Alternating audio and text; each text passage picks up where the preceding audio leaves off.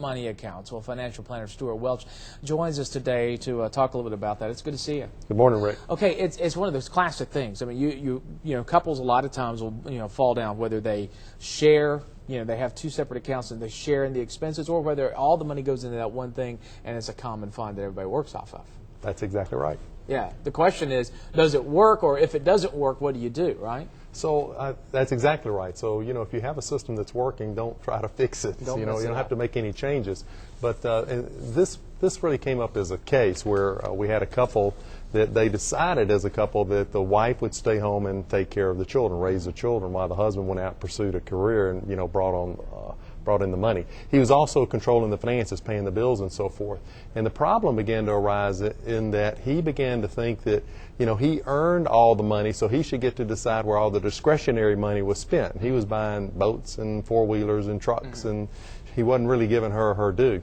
And it has a way of making, in this case, the spouse, the wife, feel like she's less valuable because she's not earning as much money. She was actually earning some part-time money. What do you do in a situation like that? So I think in a situation like that, you need to put in a little different system. And so what we recommended was a family account where all the money goes in, all of the paychecks and all the money goes in. That's where the general bills are going to be paid. And then a separate account for her and a separate account for him, which would be what we call a personal spending account. And what's really vital is the amount of money that's dedicated, automatically put into those accounts every month, is absolutely equal. And so that you're acknowledging that they're a partnership, and that partnership has got different roles in it, and you want to make sure that that they're treated equally and fairly.